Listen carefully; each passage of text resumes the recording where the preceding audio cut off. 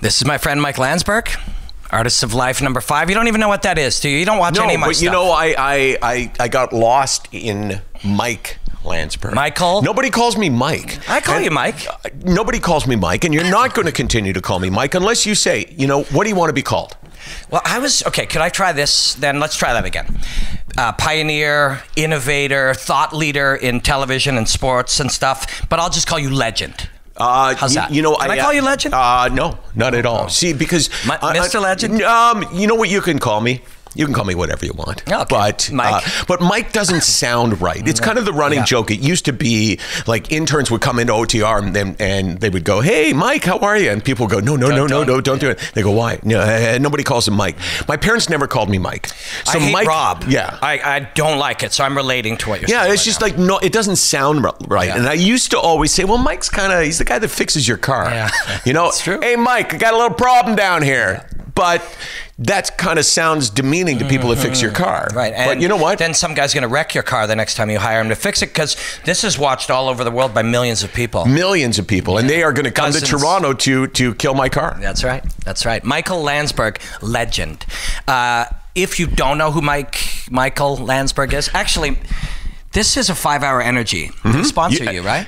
They do. Although they sponsor us, 5-Hour Energy. We could use some cash. You know, it's funny because I've never, ever reaction. That tastes okay. That's not bad. Yeah, I mean, the thing is, even if it tasted horrible, it doesn't matter. It's 2 seconds of your life. It's a couple of ounces, right? If you can't suck that back, then, you know. Is it safe with a coffee chaser? It depends on what you can take, right? You know, I once had a seizure from drinking too much vodka and Red Bull. That's true. I really did, in England. No, you don't have to convince me that if you drink too much alcohol, you can have a seizure. I believe that. Yeah, it was the Red Bull, the doctor. Oh, it wasn't the vodka. Well, see, what happened was the vodka, the Red Bull allowed you to keep drinking the vodka, which is a problem. Ah, I see. Yeah. Because vodka then has a built-in limit, which is when you start to pass out, when you get really sleepy, you stop drinking. So the people that created alcohol actually had a safeguard in place. That's right. But the Red Bull counteracts that. Not only that, then the next layer of problem is, as the alcohol leaves your body, it draws sugars out of you. And because you've spiked your sugars so high with the Red Bull, it also crashes. So you have a hypoglycemic seizure. Have you ever had a seizure? I do not. No, I've never had a seizure. So that's a really weird question. I know. Have you had more than one? No, just that one. So there's no pattern here. No pattern. Right. I once quit Ativan. Do you know what Ativan is? It's a benzodiazepine, which is in the family of drugs like Valium and Xanax. I mean, it's heavy duty shit. Taken Xanax before. Yeah. Same family. It's a benzo. Oh. So you sound a lot cooler if you go, yeah, benzo. Yeah. Let me hear it. So do you know Ativan? I don't. Yeah. No, I don't. You took it on prescription? I just said, you know, to sound cooler, you go, oh, it's a benzo. Yeah. Benzo is the family, right? Okay. So do you know Ativan? It's a benzo. Yeah. You know it. No, so I had a problem with it. It's an anti-anxiety drug, right? And as you know, one of the things I imagine we're going to talk about, and if you don't mention it, I'll mention it, and I'll steer this interview because let's face it. You are a professional. I am, if nothing else, a professional. But I had a problem with it, and I cut it out cold turkey. And my doctor said, oh my God, you can't do that. You cannot cut a benzo out cold turkey because you can have seizures and die. So I knocked on the seizure door, but fortunately no one answered. That's good. That is good. It's funny, you bring up mental illness, and it's something you work a lot with. And I mentioned to 2 or 3 friends that I was coming to see you. And a number of them said specifically to thank you for that work. You know, I have a number of friends that have publicly, like yourself or around the people they know, talked about mental illness challenges themselves or with people in their family. This is something that actually does affect everybody in one way or another. Okay, well, here's an example. This week, 3 days ago, I was in Calgary giving a speech. 300 people, they're business people, so they brought me to speak about mental health in the workplace and how they can understand their people better, because it has been proven that if you spend money on educating your people in mental illness, in mental health, if you have a place for them to turn, even no matter how much it costs you, you will make it back, because a mentally healthy worker is a more productive worker. Like it's pretty simple, but no one ever acknowledged that. So I say to the crowd, raise your hand if you have not been touched by mental illness, depression, anxiety, bipolar, that whole family of, I call them garden variety mental illnesses, right? I'm not talking about schizophrenia. I never do, because I don't understand it, right? Or at least yet. I mean, I got a lot of shit on my plate. So if you give me a couple of years, I may be schizophrenic. But as of right now, no. So I said, how many of you, raise your hand if you have not been touched by this, if you don't love someone who has struggled with this kind of illness, or employ someone, or just, have a real vested interest in them. 2 people put up their hand. I spoke to 2,000 teachers in Cambridge, and out of all of them, there was like maybe 7 that put up their hands to say, no, I haven't been touched by it. What else in life could possibly be that widespread? Maybe cancer. And maybe cancer. Maybe. But what else in life could that be that widespread and not be talked about? Yeah. And still be buried, and still be, you can't talk about suicide. Nobody talks about suicide. Silence is a killer. Yeah, it really is wild. When you started talking about your own experiences with it, it was super taboo. Like, did people treat you weird? I don't know, because I didn't care. So this was for me, this was 2009. This was after I interviewed Stefan Richer on Off the Record, and I said to him, look, because I had suffered from this illness severe at times. I mean, this is life-changing, life-debilitating. I've lost probably in the last 18 years, maybe 4 years on my life, because when you are severely depressed, you're dead. Yeah. And the difference between being dead and really being dead is only that you can come back. But severe depression is the loss of the ability to experience joy. And if you can't feel joy, if you don't have even the hope that today you will feel joy, then the day is worthless, right? So I figure if I added it up, all the months at a time, weeks at a time, years at a time. Years at a time. I mean, so I struggled. I mean, I don't have long enough to tell you the whole story, but one day, I will tell you everything. Sweet. Now I'm going to leave some parts out because I don't think you can handle them right now. Now you want those parts though, don't you? Those are the ones I want. It's like someone says, "Hey, when can we meet?" I go, "Hey, we can talk anytime later this week, except for, Thursday between 2 and 2:30. I'm busy." Well, that's the time you want to meet now. It's like, whoa, no, I want to meet then. So 4 years, I figure. A year here, a year there, 3 months here. Mostly in the time between I was on medication. So I went on medication when I first got hit by this illness. Then, like everybody else, I went off medication. Because you figured it was over.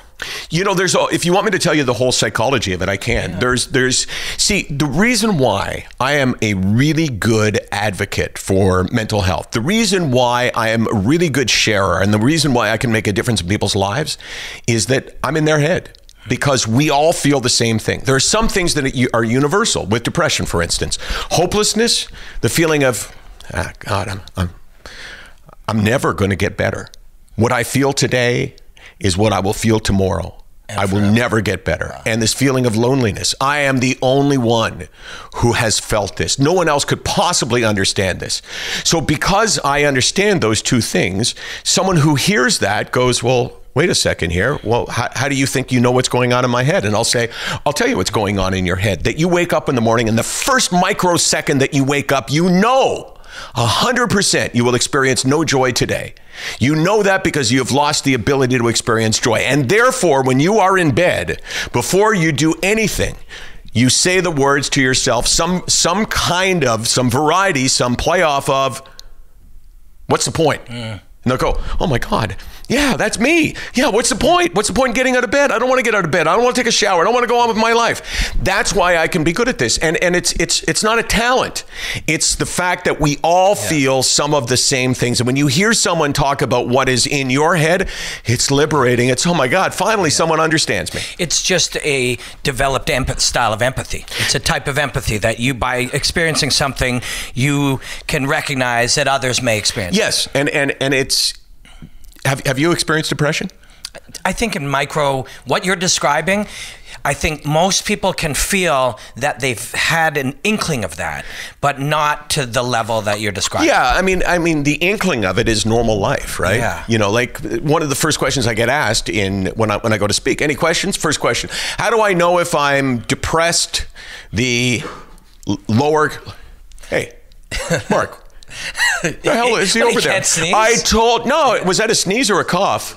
I said to you, look, if you're going to bring a guy to shoot this, he better not have any bronchial issues. I said that to you. He smokes. Do you smoke? Yes. Oh, is there anything stupider? Seriously, what is wrong with you? Yeah. I mean, yeah. No, but I mean that is a good point. So everybody has experienced something, but what's the difference between depression,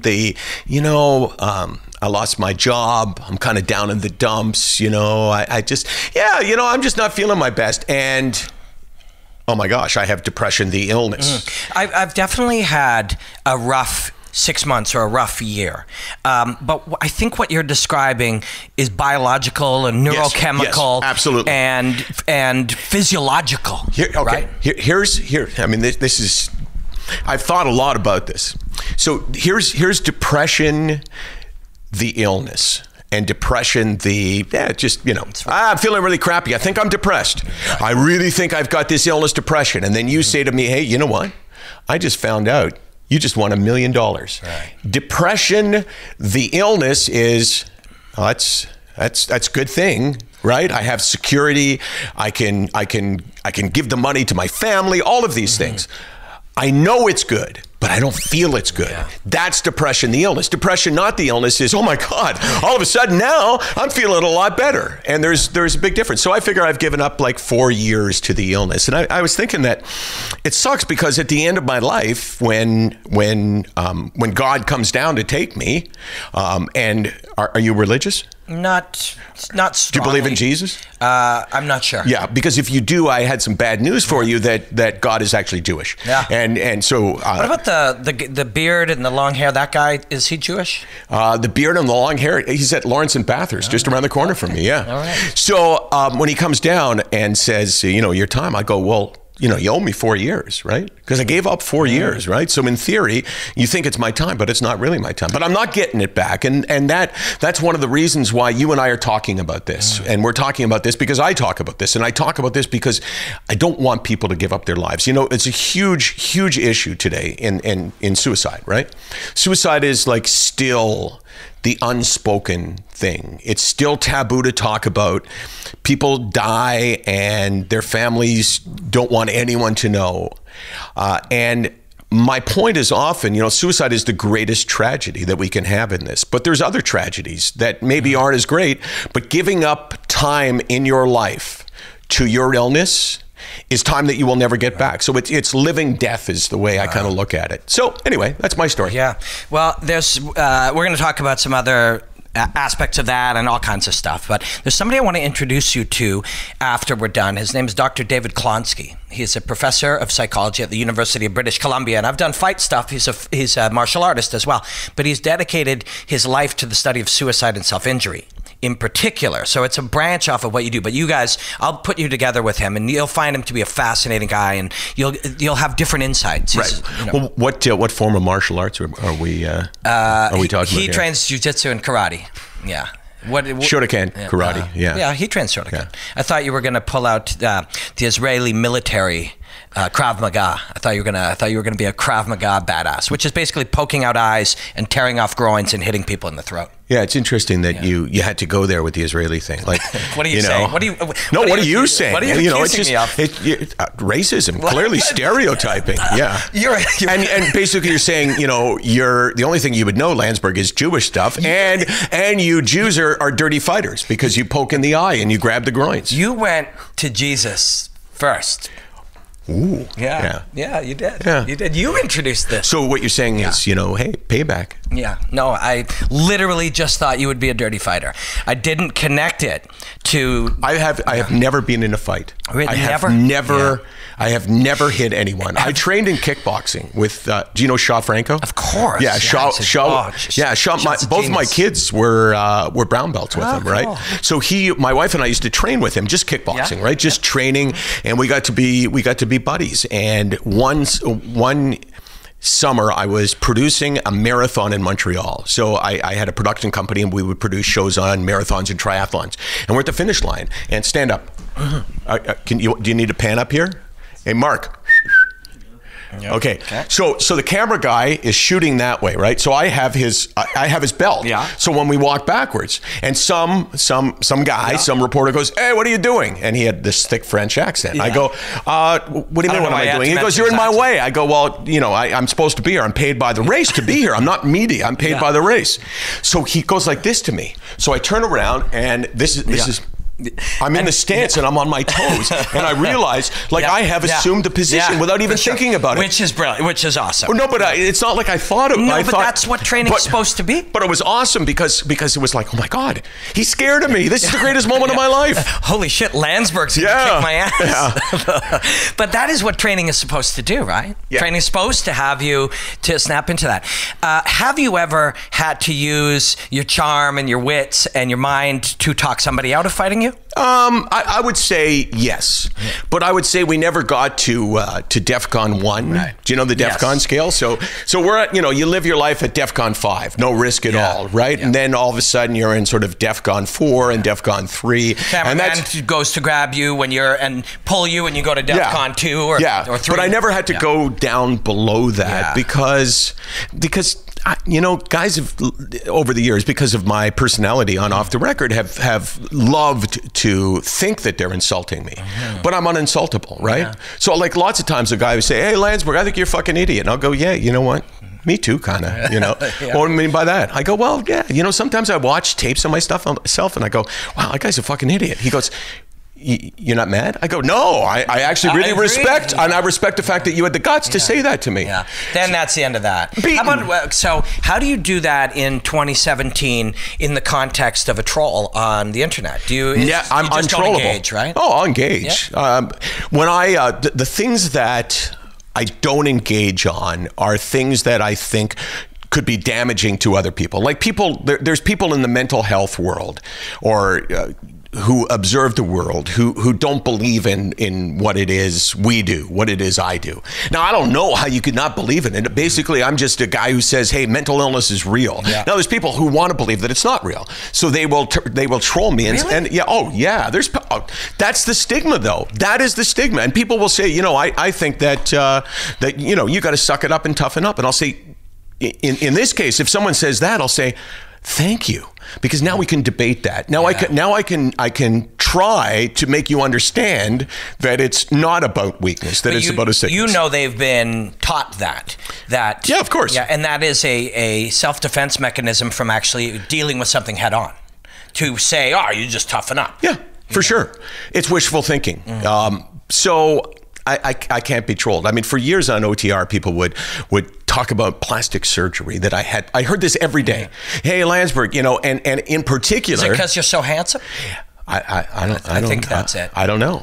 But I've never said whether I've had plastic surgery or not, because I think it's totally demeaning when someone criticizes you to actually battle them on the criticism. Like, I think you're a fucking idiot, Landsberg. I'm going to say, no, I'm not. Who cares what people say? Who cares what people say? So, there was the whole plastic surgery thing, and I would always play. People would say, hey, Landsberg, you're such an idiot. Why don't you go get more plastic surgery? I'll say, well, sure, make a suggestion. I can't. Exactly. And like, you diffuse people all the time. But the two times when it was really hard to diffuse because of the quantity were the Chael Sonen, and then CM Punk. Right. Oh my God. So you dipped your toe hardcore into my world, which you've covered and been a but fan never lived in, but have really contributed to it. And you were one of the early guys bringing MMA fighters and UFC fighters onto Off the Record. So you've been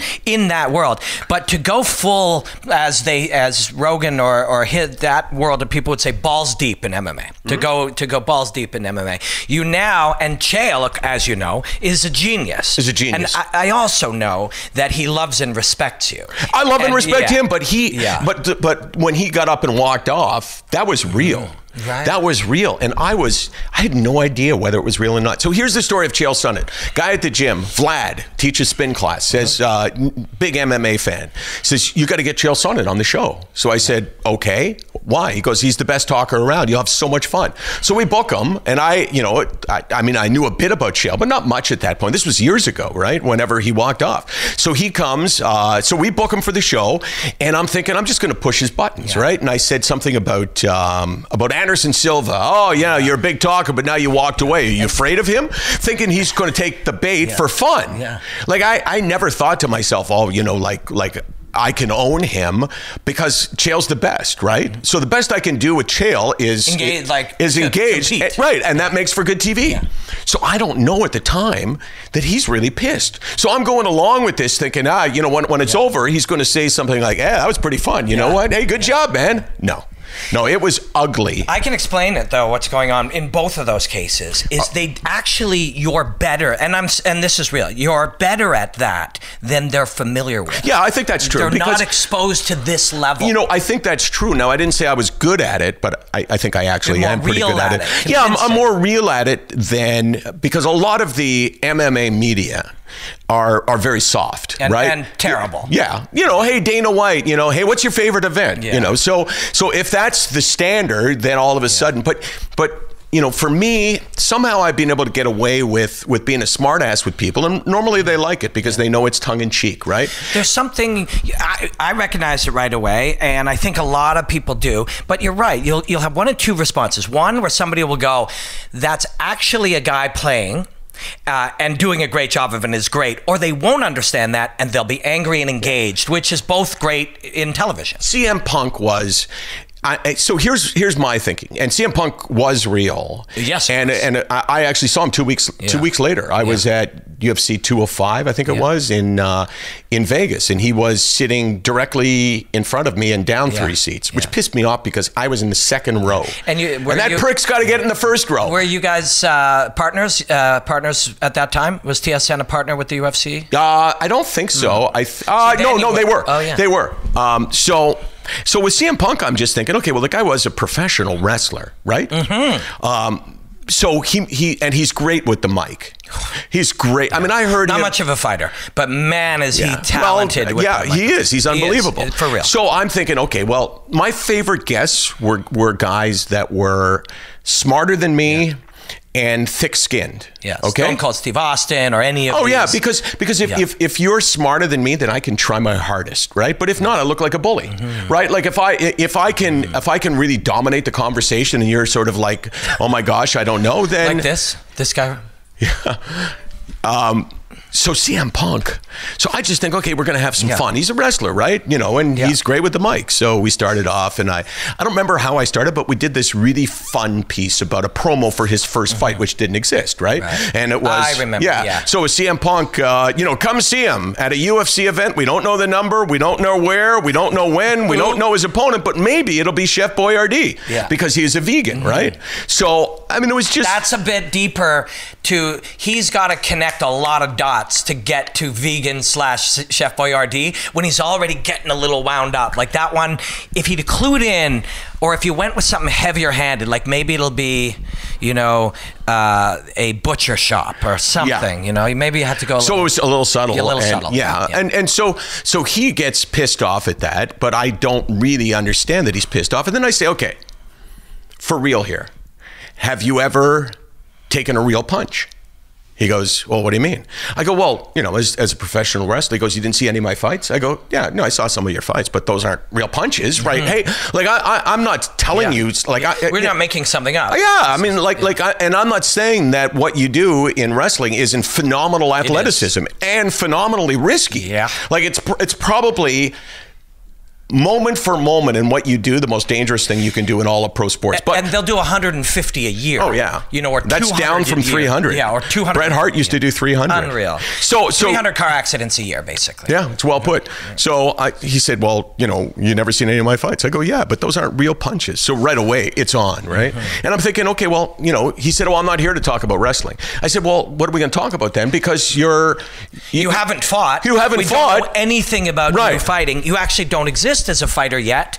So you're here because you're a famous person. If you were any other 0-0 fighter, we would have nothing to talk about. But you're an 0-0 fighter who's famous in something, so we'll talk about that. See, but what you said is fair. That maybe I kind of unintentionally ambushed him because maybe I didn't understand the fact that we're not in the same room together. So he's looking into a camera, I'm looking into a camera. Right. So it's all you're doing is you're hearing me in your ear, and maybe he kind of felt like I was threatened him, not threatened him physically. Yeah. So I'm like always available for, hey, Landsberg, you were a dick, and it's like, yeah, you know what, I kind of was, but in this case. I mean, you were bang on right that there was nothing to talk about but what he's known for, since he hadn't in any way been involved in this thing. So that should be fair. And if we take that off the table, why am I speaking to you? You haven't fought anybody. But again, I think if he realized that this was a game, although maybe he's unwilling to play it, and that's on him on some level. This is a guy who is only there because he's famous for something, but then wants to distance himself from that thing that he's famous for. That doesn't make any sense. See, I mean, it's just, in general, it's the rules of the interview. So you're here to interview me now, right? Well, chat, hang out and chat. Yeah, well, whatever it is. Yeah. But in theory, you should ask me the questions that you want to ask. So if I go, you know what? Not here to talk about off the record. I've moved on. And when you're going, well, shit, I want to talk about off the record, and, I'm going to ask these questions. Yeah. That's kind of the way I looked at it. Like, yeah, you know what, CM Punk, you may want to talk about UFC, but I want to talk about the fact that your wife still works for the company that you just said basically almost killed you, right? That's got to be hard for her. Yeah. Well, I'm not here to... That's an interesting conversation. Yeah. So it was all context, but that was. So I did 3,000 shows, and I would say probably there's maybe 10 people that thought I was a dick. No, those were two of them at the time. Chael now loves him. Yeah, Chael, and I love and I love Chael, and there was. I'm trying to think of my dog just made an appearance, right? He knows the camera. Yeah. Hey, buddy. He's adorable. Come here, hey, buddy. Come on. John McEnroe. Oh, yeah. He didn't like me. I don't think he liked a lot of people. I was so excited to meet him. And then, again, so he's doing a... You're the only person that's ever been excited to meet John McEnroe. Because, I've heard his commentary. He's great. He's super smart. And I like the challenge of, as I told you, guys that are smarter than me. So, it's kind of... So how's this feel? You know what? I like you, so I'm going to say that I put us on par. Wow, I'll take that. I will take that. I wanted to take it back, but I can't. No, so John McEnroe, I'm thinking, okay, well, so we were at Casino Rama, right? So he's there to play Jim Courier in an exhibition. So I'm thinking, I'm not going to ask him, so Jim's a pretty tough competitor. It's like, it's like doing a wrestling interview where like I'm part of it. No, I'm not. Yeah. Like when we interviewed wrestlers, for instance, as like they were out of character. So it was, Mark Calloway, not The Undertaker, who, by the way, was my all-time favorite. Cool. Oh, he was awesome. But so John, but I'm sorry to interrupt. Did you tell them in advance, hey, look, I want to talk to the human? Or did you just... Are you talking about McEnroe or Calloway? Calloway and those guys in particular. Did you tell no, with those guys, they all knew. They knew. And that's, that there was a partnership between WWF at the time and TSN, right? So Raw was on a Monday night, and then they would show it Tuesday afternoon at 4 o'clock till 6 o'clock, and then OTR would come on, and our ratings would be ridiculous. Our ratings would be ridiculous because of Raw. And when we put a wrestler on the show, right, and wrestlers really, really liked the fact that we respected them, right? So, like we took it really seriously, not as a competition, but as a form of entertainment. Yes. And Vince loved it. So he let us, he came to us and said, hey, you can have my roster. And it was like, oh my God. But I didn't watch wrestling. I didn't know anything about wrestling, but we had two guys, Bob Makowitz and Jeff Merrick. You know Jeff Merrick, right? So Jeff Merrick hosted a show called Live Audio Wrestling. So he would come in and he would tell me questions to ask. So I would go, hey, Mark Calloway, I'm just wondering, you were backstage, right? And Shawn Michaels was... Bret Michaels is lead singer, Poison. And he was on OTR with someone from Skid Row. I don't remember who. Sebastian It Bach. wasn't Sebastian Bach. Tony Mandrich. Rachel something. Tony Mandrich. Yeah. And Devin, adult film star. Ooh. We're talking about a panel there. So actually, you know, see, I got a story for everything. Right? Yes, you do. So we decide, okay, well, this is an unbelievable show. So at that time, I would do the open for the show on camera, usually by myself. And then I would say, bring it on. So I said, we got to do this together. I mean, this is a huge show for us. Like, who else is ever going to have you four together? So I go, we'll do it together. And then at the end, I say to Devin, just look to camera and say, bring it on. So I say, OTR today, Tony Mandrich. Maybe the best known football player ever in Canada. From Skid Row, so-and-so. Brett Michaels from Poison. And adult film star Devin is here. She goes, bring it on. So I go, you know, I'm sorry, you know, we can't do that. It's like 6 o'clock on TSN, right? She goes, oh, I thought you told me I could be myself. I go, well, I actually never said that. You're a porn star. How can I say be yourself? I said, just say bring it on. So we go through the whole thing. Brett Michaels and Tony Mandrich and Devin. And she goes, bring it on. And I think, perfect. So Bob says in my ear, do it again. I go, why? Well, take a look. And while I'm talking, she's doing that while I'm talking. And it's like, what part of you couldn't do this suggests that you could do that? Yeah. And she kind of rolled her eyes at me like, what an idiot. So, amazing. So anyway. We were 3 stories deep. Back one layer with Shawn Michaels. Right. And, so Mark Calloway. So Mark, you're backstage and Shawn Michaels is out there and he doesn't do the job that Vince asked him to do. Is it true? Oh, I know it's true, but what would you have done? Would you have actually gotten physical with him? Because he came back and you told him, you get back out there, buddy, and you do what you're told. Would you have hit him? And he's going, how'd you know that, right? Like, so I go, you know, I mean, that's what we do. But the answer is, I knew that because Jeff Merritt told me. Yeah. Right. So all I had to do was execute these things. And then I'd be walking on the street and go, hey, Landsberg, love those wrestling interviews. Unbelievable, man. You love your wrestling, don't you? And it would be like, sure. Not really. But I tried to kind of pull it off. So one layer back from that was not McEnroe? Yeah, it was McEnroe. Yeah, so I'm thinking. I know this because I am a nonlinear thinker when I do my podcast. I wander all over, and you have to leave breadcrumbs back to the original point. Yeah, well, you know, I just trying to test you to see if you were listening, and you were. I'm listening. So John McEnroe, I'm thinking, okay, well, you know, I'm not going to shill for him, right? And he's a super smart guy, so I'm going to ask him some questions.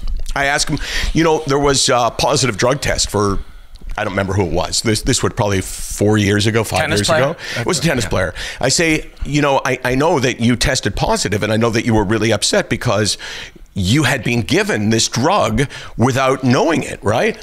He goes, no. I go, well, yeah, I actually have the quote here, right? Because there was an article in Sports Illustrated. It became pretty well known. So now he's pissed off, right? Yeah. And I wasn't trying to piss him off. Like, I mean, I'm reading this article and he says, oh, well, you know what? My doctor gave me a steroid without me knowing it. In fact, it was meant for animals. So I thought this would be... This is public. Right. Yeah. No, it didn't go well. So I'm talking to him, and I can see, like, beside the camera, his agent is there, and he's having a seizure. Yeah, he's doing right. That's a throwback. And at that point, I don't really know. Yeah, see, I'm listening to you. So at that point, I'm going, like, what's with him? So I say, and more with John McEnroe in a minute. He goes, no, there's no more with me. I go, why? He goes, well, fuck, man. I show up here, and you're asking me these questions. So I'm thinking... You mean doing my job? Yeah, but you know, I guess it's my sort of my view on the world is that other people will understand that, you know, I'm just trying to do a good TV show. Yeah. So the best part is, so I say, well, we got to do one more block, otherwise we don't have a full show. So he goes, go ahead. So I'm asking him questions. He's giving me one-word answers. His agent calls up afterwards, says, I will sue TSN if you include, and there was like 2 minutes in there that he really didn't like. So the best part is that the camera guy, when he packs up, is walking out the door past the dressing room. And McEnroe and Courier are standing at the door waiting to be introduced. And McEnroe goes, can you believe that fucking idiot? That guy interviewed me? Fuck. And he's like saying these horrible things about me. I thought it was pretty funny. And then did you like go, hey, I wasn't there. I heard about this after the fact, right? It. So, yeah. So adult film star, the finger and this. Right? Yeah. So we were talking off camera, breaking your rules about not talking Although that's not true. And off the record, we'd hang out and chat. Oh yeah, green room, always. Yeah. And a lot of people won't do that. Are they? I don't agree with that. They're just worried that lazy. Yeah. You know, Mike Bullard used to do.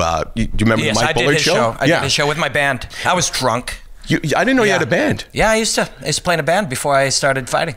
Were you lead singer? I was the lead singer. Yeah, you know, that's lead singer look, right? And we were drunk on whiskey when we went up and performed on his show. Really? And he loved it. So they kept bringing it to us. Actually, see, I got a story for everything. So we shot in the same building. We shot in the Masonic Temple. Right. We shot OTR there for a while.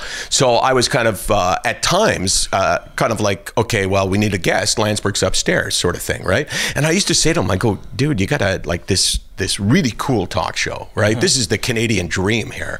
You know, you have all of these like amazing guests. What the hell are you booking me for? Seriously, like I like me, and I wouldn't book me for the show. I like you. I booked you. Yeah. Well, you know, I mean, he had this show on CTV. So Mike Bullard, where was I going with this? Mike Bullard and talking before. Yeah. So I show up the first time to do the show, and I go, "Where's Mike?" Oh, Mike doesn't like to talk before the show. I go, "What do you mean?" Like he doesn't come and say hi? He goes, no, he likes to save it for the show. I go, well, I'm sure he can think of hi again. You know, it's not like he's going to go, oh my God, I already said hi. Yeah, it's over. Yeah, the first time I did Rogan's podcast, we're now friends. He's done a lot for me. And I go in and Joseph sends me a DM. It was my birthday, actually. Sent me a DM, said, hey, because I was going to be in LA the next week. He goes, well, let's do a podcast. I'm like, this is going to be so cool. Oh, it's really Joe cool, Rogan. yeah. So you go in, it kind of gives you a hug, and I sit and I go, how's it going, man? And he goes, and he's at his computer with his glasses on. He goes, actually, I like to save it for the show. And then he doesn't say another word as I sit there going, oh man, what? Like, I didn't know him yet. I'm like, well, what? I'm like, what? Hey, Jamie, his guy, like just, it was probably only 12 minutes, but it felt like an hour because I don't know the man yet, right? See, the thing is, if this was reversed and I was going to interview you and we talked for 20 minutes in advance, first of all, you get comfortable with me, which is really good. I mean, an interview it's not like cross-examination in a courtroom in most cases. If you're doing a news interview, it's different. But when Joe Rogan is talking to you about your sport, it's for not, hours. Yeah. So I never really understood that. And I sometimes you get gold from the pre-interview. You find out, oh my God, Landsberg just told me this. I didn't know that. So we'll talk about that. So, and we were doing that. And you always did that. So Bullard, I was on his show once. Do you remember, it was a show called Buzz. It was on the Comedy Network. Yeah, I remember and it was with Mr. Mo, Mista. Yes. MOE. Yes. And he was a guest on OTR. And Darren, do you know? Yeah, Darren, he was on The Street and then he was on MTV? Yeah. Forget his last name also, but he's my buddy. Talented guy. Yeah, he's a very talented guy. Yeah. So Mr. Mo is really funny. He's a guest on OTR and I say something about NBA and he goes, I don't know. So we go to commercial. I go, what?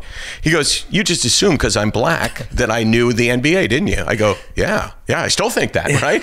Yeah. He goes, I don't even like sports. It was like Darren Jones. Yeah, Darren Jones. Who I really like. He's a very funny guy. Dude, so I'm on with them on the Bullard show. And so I come out and first of all, very uncomfortable because Mike doesn't like to touch, right? So I go to shake his hand and he's just looking at me. So I grabbed his tie and did this. And I thought, okay, do I make a joke about the motion that I'm doing right now? And I thought, no. Yeah. So he interviews me and then I slide down and in come Darren and Mr. Mo. And they're talking and all of a sudden Darren says, well, I got my buddy here and goes out and pulls an inflatable sex doll. So Mike Bullard goes, we'll be right back. We go to commercial. He goes, I told you guys, you do not do that. I told you, now get the hell off the set. What? So he goes, get the hell off the set. We'll wrap up the show. Get off the set. So I'm just sitting here. He goes, you too. I go, what did I do? I'm sitting at the end. What did I do? Seriously, I wasn't complicit in it. I laughed. Okay, I admitted I laughed. How would you not laugh? So that's also strange. But that is actually what I was just going to ask you about TV. Because we were talking about how it's not a secret. TV, radio, newspapers, different media that's been around for a long time are on a very strong downslope. Yeah, right. That's no secret. Yeah, ESPN laid off hundreds of people last week. Right. We know very that. Sad. We know that to be true. Even guys. There's guys in. Like I mostly like everybody. It's true. Like I don't have, I mean, there's people that don't like me, but I like everyone, and I'm nice to everyone and respectful to everyone. There's a couple of guys in this business that I don't like, but one of them lost his job, and I felt terrible. Like people losing their job. You know, I mean, you lost your job, right? Yeah. Now, it may have turned out to be a great thing for you. So far, but, it looks but that moment when you walked in and you lost your job. I got it over the phone. Yeah. I was in another city. So even then, people losing their job, I find to be very sad. It's painful. It's painful and it's scary. But Tuesday will be 8 weeks, and I've done well. It's been good, and it looks like it's a good timing kind of thing. But you see that changing. So all of that is happening, and then even wherever there is still TV being made, somehow they want to act like they live, like TV exists in a world where we don't just turn on the internet and see people making motions like that, or see people swearing, or see people living like real people. So the audience is constantly exposed to new, edgy, and controversial things, and yet you still have to go back on TV and pretend it's still 1989. Like, what? Why is that happening? I mean, do you really care what my opinion is? Kinda, yeah. Yeah, I mean, it's not like I run TV. No, it's but not, you know. I mean, I know because I mean, corporate. Yeah. You know, it starts from at a certain level and it works its way down, and the people on the way down have worked in this business and have gotten great at this business and feel threatened, to be honest with you. And I'm not speaking about guys I work for at all. But the big picture, or the big picture of the machine. You know what you know. Yeah. And the stuff you don't know that other people are doing is threatening to you. But the tragic part for me is that, and you were talking about depression and how people feel that's forever. I feel this way and I feel this way forever. And when you have a mental illness or there's something medically happening, that you can't change that. But when you just have a skill set and you think this is all I am and this is all I know, you don't understand that you could be pivoting. You could be learning the new industry. You could be changing. And the weird part for me is some people who work in some of these old models, they go home and they watch Netflix, or they surf YouTube, or they consume Howard Stern, or they do all these things that are modern, and then they put on their work clothes and they go into work and act like it's 1997. Yeah. You know what I mean? Like in the real world, they're consuming like the consumer. TV, conventional television, conventional radio, I mean, I was going to say conventional newspapers, but, hello, National Post, stop delivering free papers. They sit on our doorstep, they get wet, and it's annoying. I don't want to read the newspaper. Yeah, isn't that crazy? Like, you don't, even getting it for free, you don't want it. No, I don't want it. Yeah. I used to be, one of like sort of the things that we're talking about, depression and the loss of ability to experience joy. And I have this thing called the basic joy test. This is a test to see, are you okay? I mean, it's not like conclusive, and it doesn't measure anything other than, hey, maybe you got a problem. The basic joy test. What is a basic joy for you? You think about that for a second. And the analogy that I'm drawing from is I used to really like to go get the newspaper.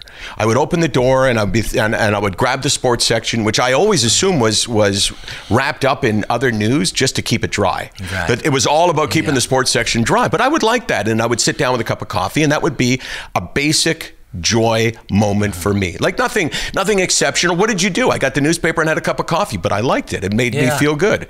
And if you stop enjoying the basic joy in your life, then that to me is an indication that you got a problem. So what is a basic joy for you?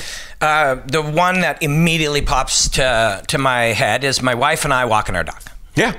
And that is the perfect thing, because it doesn't cost any money, because it's just as simple as it can be. But as human beings, the thing that makes life worthwhile are the basic joys. Because if you're waiting for the huge joy, it's not going to come very often, and you're going to be disappointed. If you're walking your dog, though, and for a couple of weeks you go, it's not really bringing me joy anymore, that suggests something has changed in you. Something has changed. Yeah, that's very interesting. So another thing that we were talking about is how, as your job changed, we're doing a daily show every day that took up the focus of the day, whether it was research, then prep work, then shooting. It was the whole day. 8 a.m. to 4 p.m. Especially, always Bob Mackwitz and I, when we started the show, we wrote the show together. Bob is a great writer. Like Bob, it was amazing, because I just come off of doing Sports Desk, Sports Center, and I always thought, I'm a really good writer. And then I met Bob, and I was like, whoa. that's a really good writer. He made you a better writer by being around him. Oh, yeah, he made me a bet. I mean, I used to introduce him always on OTR when he would come out. He was a producer, and I would say, hey, reason why OTR is successful is Bob. That's super cool. And I think that, so where was I going with it? I was asking you about that, how much work that was, and then that changed. Right. Now you have a gig that is a few hours, and you can put your effort into the mental health things that you're doing. TV is 8 hours work for a half-hour show. Radio is an hour work for a 4-hour show. That's crazy. Wow, that's wild.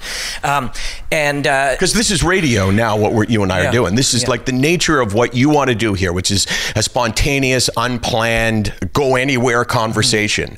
That's what radio should be. At its best. Right. And you know, if you prepared 8 hours for this interview would not be any better than if you... Might be worse. Might be overly structured. Yeah, exactly. So I just want to ask you a couple of pieces of advice. Be selfish. Hopefully people will still enjoy them. But the business behind the business that you've been in for 20 years, that part's often hard. Like the figuring out how to work with managers or producers or jobs, or now I freelance, sifting through what's real and not real. How do you get better at that part of the job, the under the hood part? You know, I was always comfortable with it. I mean, I always, contrary to earlier reports, I have a healthy but appropriate self-esteem.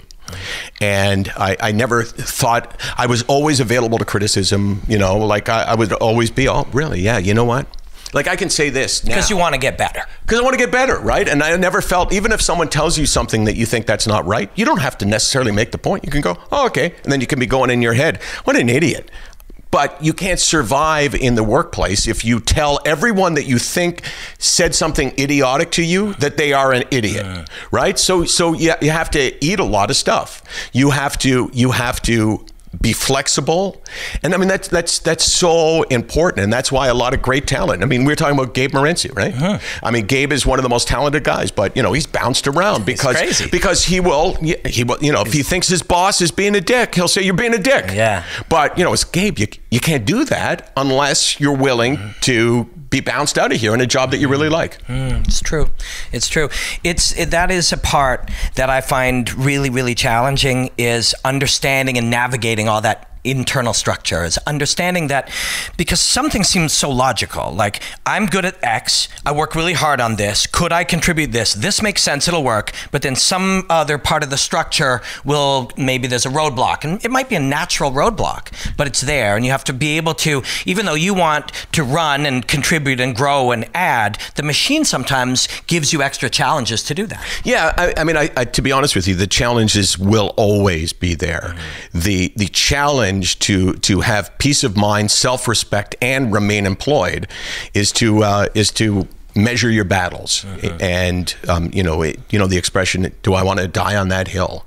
And if you say, yeah, you know what, I'm ready to die on that hill, and you say that every day, eventually, you know, you're going to die. So you know, you can't, you have to have a filter, I think, to exist as I have for as long as I have at the same company. You got to have a filter.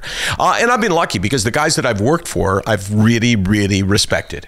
You know, I did a show on Bell Let's Talk Day a few years ago, and Kenny Volden, who is this, Ken. Yeah. So Ken says, okay, well, let's, and this was my show, right? Like the daily show that we did every single day was absolutely a team. But this was me. Everything about this was me. I mean, I interviewed myself where I was interviewing my depression. So we shot it in a way where I asked the questions and I gave the answers. So if the show was good, then I did a good job. If the show was bad, then I did a bad job. So he says, come on in and let's go through it. We went through that show. He picked, I don't know, there was probably 10 things that he said, that could have been better.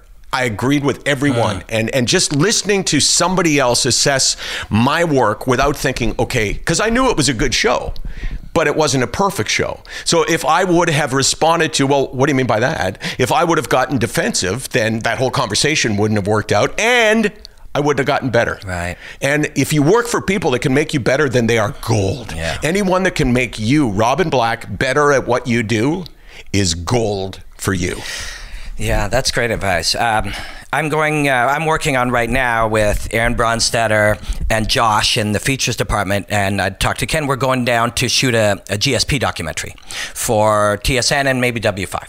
So it's really cool to be in TSN a little bit. It's so high end, right? And I sat down with Ken to talk to him, and I'd never met him before. And I'll tell you when I kind of thought that I recognized something fascinating was we were talking about some of my breakdowns that I do, and we talked about what they were and how they worked and how long they took and stuff. And he kind of sifted through it, and he's like, well, that's important because you have to do the work. Like, the only way you'll be good is if you do that much work. And I remember thinking, like, he just got right to the nugget of the actual value of these. Isn't the one thing that is a 3-minute job, it's that doing that hard work will make you good in the long run. You know, I could tell that guy was smart. Yeah, you can. And his boss is a guy named Mark Milliere. I haven't met him. Mark produced Sports Desk when I hosted Sports Desk, but like back in the early days of TSN. So he and I have worked together forever. And you know, he is a man in this context of very few words, and he will tell you exactly what he thinks. And if you can't handle that, then ultimately your days will be numbered, right? Because you got to listen to your boss. You don't necessarily have to do everything your boss says, right? You can, as I said, you know, I tell people, look, don't argue. You know, I say this to Naylor sometimes, like when we go to have a meeting afterwards, I say, you know, you don't have to fight every battle. When your boss tells you, I think you should have done it this way, you don't have to continually go, no, well, I did it this way and I think this. Listen, measure, and this is for young broadcasters, listen to the advice you get from everyone. Listen to everyone, but do not implement everything that people say. Not everyone is right. So, Robin, I say to you, how do you think I can do my job better? And you give me some suggestions. And I go, okay, well, you know what? Those first two, they really make sense. I'm going to listen to that. The other two, no. But I don't need to tell you that. True. So the thing that guys at TSN really valued were hard work. I mean, it's not a secret that management everywhere likes people that work hard, but it's a passion for the job that really shows through. When you appear to be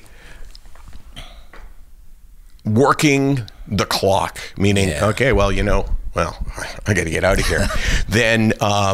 Then people see you in television and media in general, you know, as not being there for the right reasons. You know, like you going to TSN to do this piece that could be on W5. That's a real compliment to you, and it's a real boost to you, and it's a great thing. And what you'll do for them is really good. But ultimately, the passion that you have for that will make you sink or swim, and I'm obsessed with it, and you're swimming. Yeah, thank you, man. Thank you. It's always a pleasure to talk to you, man. I've got so much insight from you over the years, and it's been fun every time I see you. There was a last thought that I had that's kind of tied things together that we were talking about.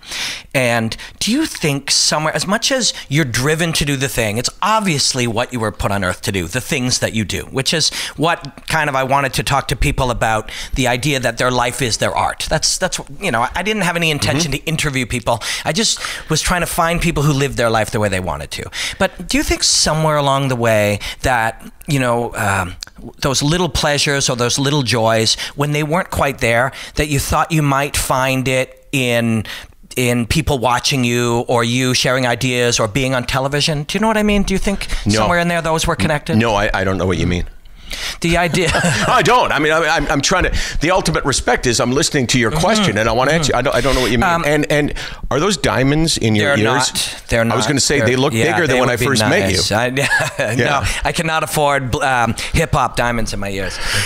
So I guess I'm putting it in the context of today. Some people will put themselves on TV or radio or Instagram or whatever because they're crowdsourcing approval. Right. They're crowdsourcing happiness that way. Do you think that ever connected for you? No. That was ever a motive? As a matter of fact, I have preached to others many times that you do the job because of the joy of doing the job. And the joy of doing the job has nothing to do with the number of people that are watching or listening. 100% true. And so when I did campus radio, for instance, when I was starting, I got the same amount of joy from that as I got when I got my first radio job.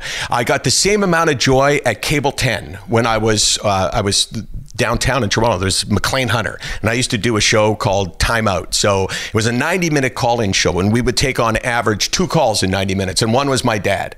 So I'd just be looking at the camera, ad-libbing, and it taught me how to ad-lib. But I didn't get any less joy from that than when I started at TSN doing stuff that, you know, like the real numbers that people were watching. It's the joy of the job that should bring you job. And here's some other words of wisdom from a guy who probably spent more time on television than just about anyone in Canada. You know, I did a daily show, whether it was SportsCenter, Sports Desk, or Off the Record for years, right? Decades. So, decades. Yeah. So I think that, first of all, the joy has to come from the process. What you get from your audience, if you crave it, if you crave this response, the notoriety, I'm at an NHL game and people know me, think about this. When it's taken away, and it will be taken away from everyone, what are you left with? Wow. When you walk through that crowd and all of a sudden now you're not a big deal anymore. That could be crushing. So for me, for Off the Record, this was my test. I always said, you know what? I'm not about being recognized. I'm not about being a B celebrity. I'm about being a guy who has a job that he loves, has a family that he loves, and anything else is really irrelevant. And the test was when OTR was canceled. Although I do make the job that it was never canceled, that I quit Off the Record 3 seconds before they canceled it. That's not true, though. Oh, yeah, damn it. Yeah, I like the story. I mean, it's kind of the running joke. Yeah. Like, I like, you know, I had dinner with my 2 bosses, right? And these are guys that I truly love, right? And I knew that TV was changing, and I knew that Bell was cutting back, and I knew that they would get rid of stuff that they didn't absolutely have to have. So I knew this was coming, right? So we go out for dinner, and I wanted to go. Before you say anything, I quit. Then I realized, wait a second, so no good. severance. Oh shit.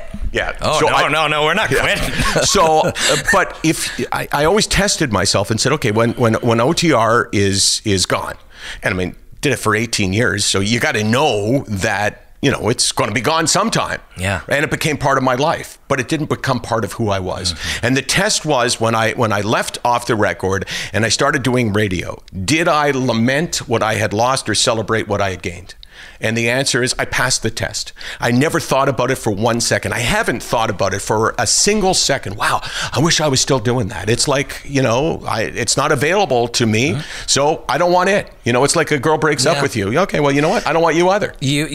I mean, I feel really good about where I'm going with the way things are changing, but you literally just laid it out for me to feel even better, and I thank you.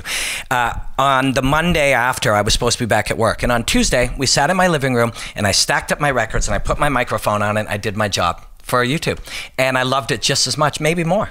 And for me, the most joy, as much as I would love to stand up and do those breakdowns, the joy was building them. And which is why I act like a clown when I deliver them, because I'm so excited to show people them. We see the beauty of that in 2017 is that you don't need an employer necessarily to tell you, okay, you're going to do that and we're going to pay you for that. If you got an idea, you can do it. See when, you know, like for years in television, I worked at TSN. There was probably 6 on-air hosts, and Sportsnet was just starting, so it didn't even exist. There was a couple of people that did it nationally on CTV, probably 6 or 7 on CBC, and that was it. Those were all the jobs. And if you weren't doing one of those jobs, you weren't doing it. But now if you say, you know what, I want to break down fights. I'm going to break down fights. You know what? There's a whiteboard over there. I'm going to use that whiteboard. I thought maybe you would pan over there. Yeah. It's not, yeah, there it is. See what those are? Yeah. What's on there? I don't care, stare the void, zombified. Okay, so you know what that is? Yeah. That is, I asked viewers of Sick Not Weekend, the Daily Lands blog. It's a good name. Yeah, it's good. Yeah, it's not mine. Like, I didn't make it up. Yeah, it's fair. So yeah, it's Who great. did? So the You gotta shout them out. Yeah, somebody I don't remember who it was. One of someone that believes in part of the community. Yeah, part of the community. Yeah, so the good. Daily Lands blog. So one day I was talking about the depression look.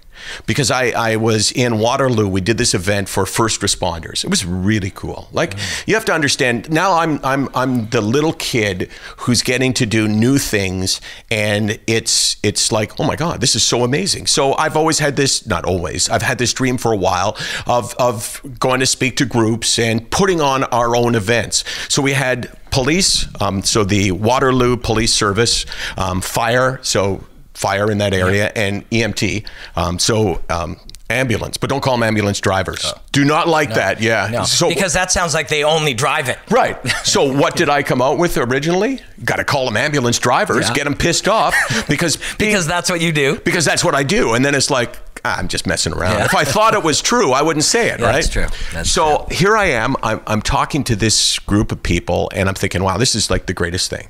And then afterwards, the most significant thing that I can do is talk to people afterwards, right? Because they come up to you and they'll say, can I talk to you? Yeah, one-on-one. Yeah. So this one guy came up to me, and he had the depression stare.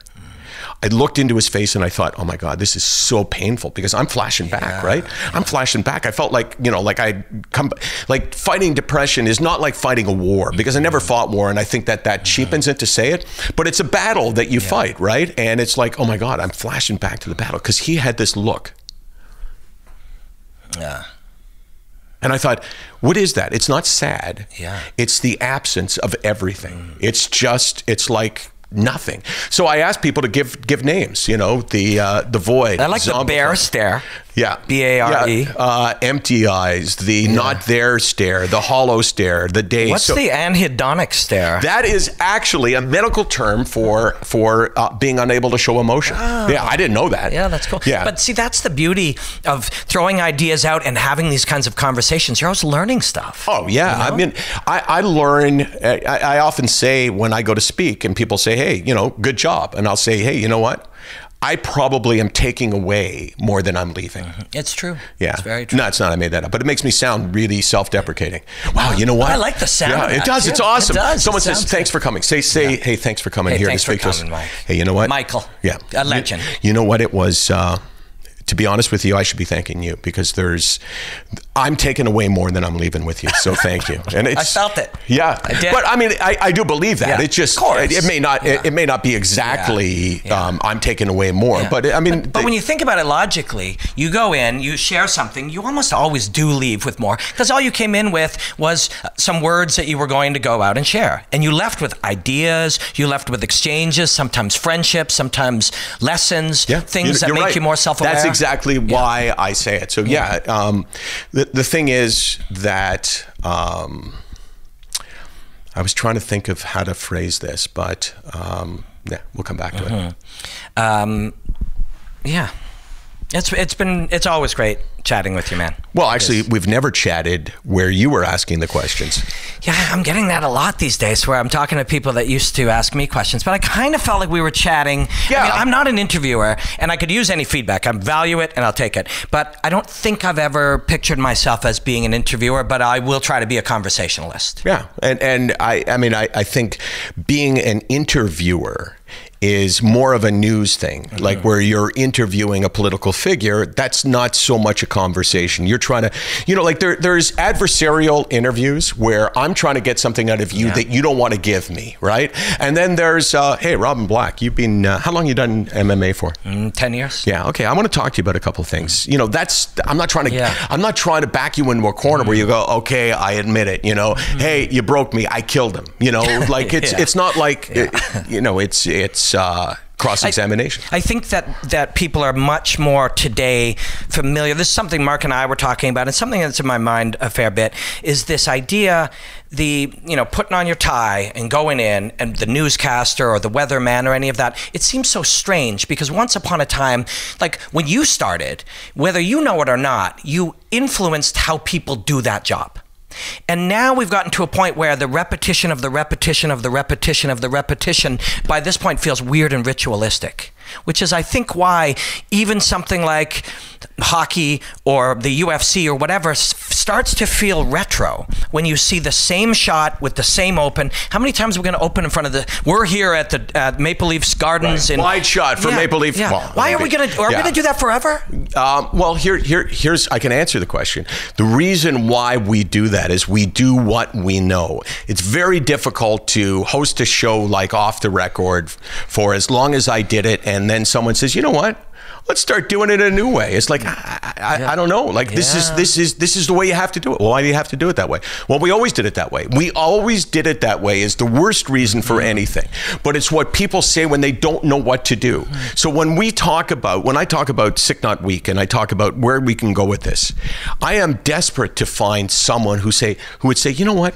Forget the way you're doing that. You're doing the Daily Landsberg. Why don't you do this? And it'd be like, okay, well, I never thought of that because I'm a non-linear thinker in a linear world, and many of us, fall into that trap. Even if you think you're a non-linear thinker, eventually non-linear changes, right, and you become linear in that world. The new, more, yes, you're right. So you're on the cutting edge. So I say to you, Robin, you got a really good feel for new ways to do things.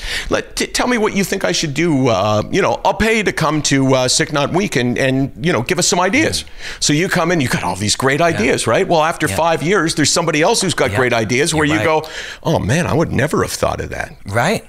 Yeah, and that whatever ideas you have become, if your concepts become structured or almost an institution, institutions abhor change. Structures abhor change. But it's I used to say all the time on Off the Record the last 4 years I produced the show, and I would say to people that worked on the show, all I want is for you to tell me a new way to do this. Even if we do it and it's terrible, I don't care.